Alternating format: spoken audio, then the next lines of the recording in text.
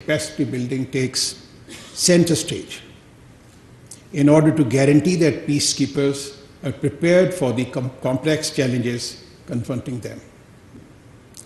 Legal framework and adequate accountability mechanisms are paramount for peacekeepers' safety.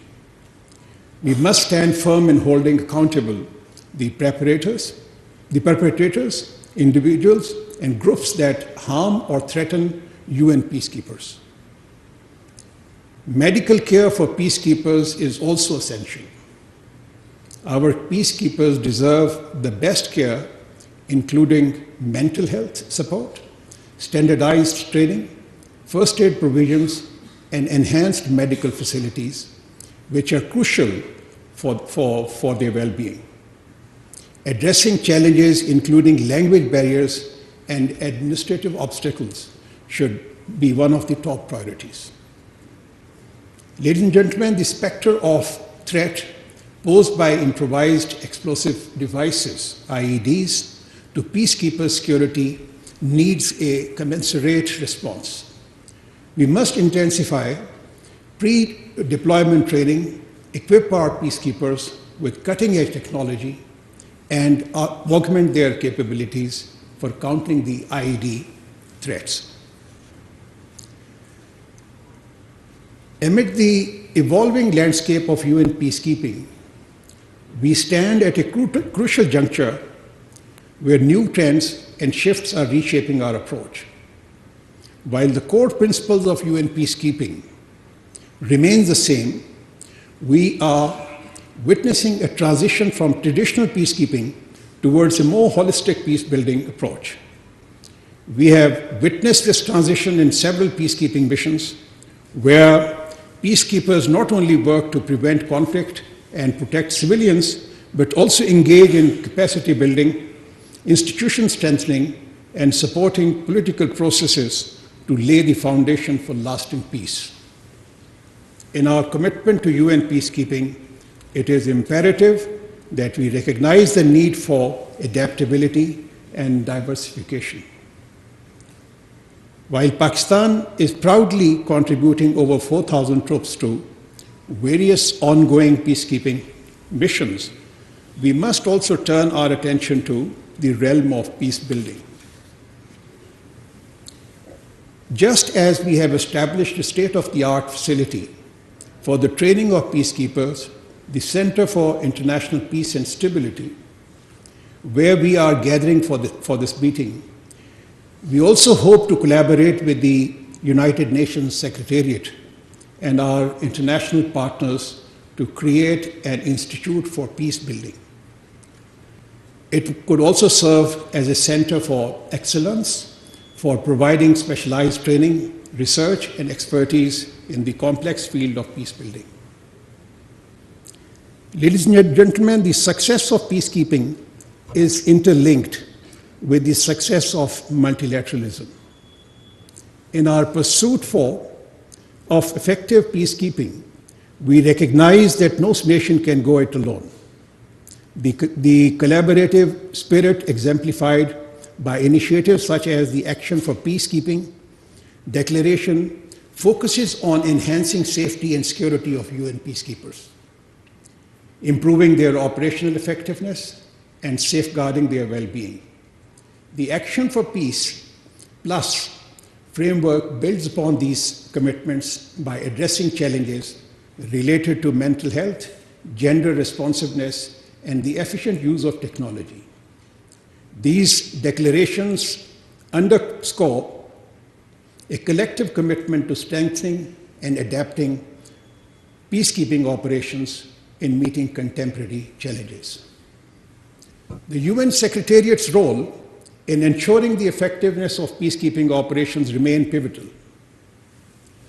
There is a need to facilitate collaborative decision-making process where TCCs are consulted on strengthening matters, on strategic matters in order to foster a greater sense of ownership. Moreover, technical assistance and capacity building initiatives aimed at strengthening national institutions for peacekeeping engagement should be prioritized for more sustained contribution from the TCCs. I also take this opportunity to urge our finance contributing partners to embrace a more equitable distribution of the burdens associated with peacekeeping missions. The challenges faced by peacekeepers are universal in their impact, and it is imperative that the financial responsibilities reflect this shared endeavor for global peace and security. Open and constructive dialogue between TCCs and FCCs is essential to harmonize our efforts, ensuring their resources are allocated efficiently and fairly. Transparency and financial commitment and decision-making process is key to building trust and enhancing missions' efficacy. Distinguished delegates, as we convene to address the vital issues of peacekeepers' safety and security, it is apt to contemplate the significance of the United Nations Military Observer Group in India and Pakistan, UNMOGIP, a pioneering peacekeeping mission established in 1949. It holds a distinctive place in peacekeeping history as one of the earliest initiatives to monitor and investigate ceasefire violations in the disputed territory of Jammu and Kashmir. UNMOGIP's personnel encounter unprecedented adversities due to the non-cooperation of one party. We must proactively address the safety and security gaps as identified in the recent report on UNMOGIP by the United Nations Office of International Oversight Services.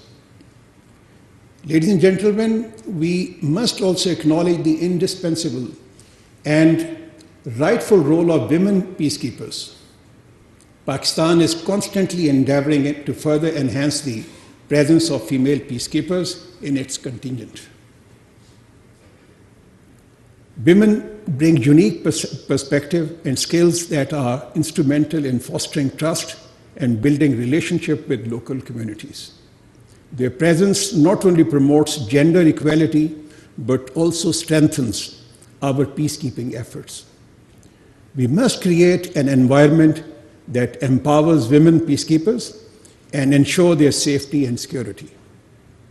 Let us never forget the profound sacrifices made by our dedicated peacekeepers in the line of duty.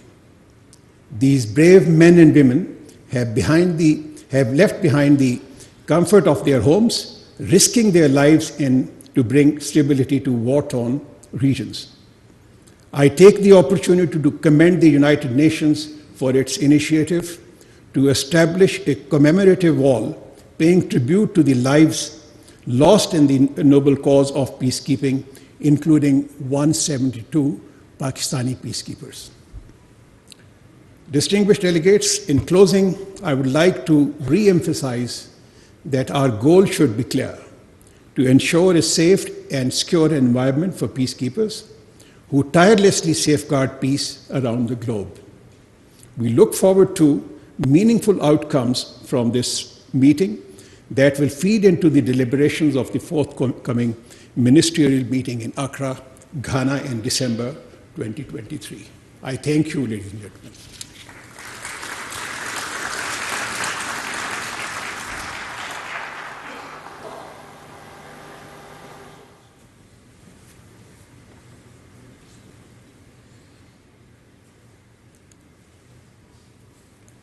Thank you, sir, for your insightful remarks.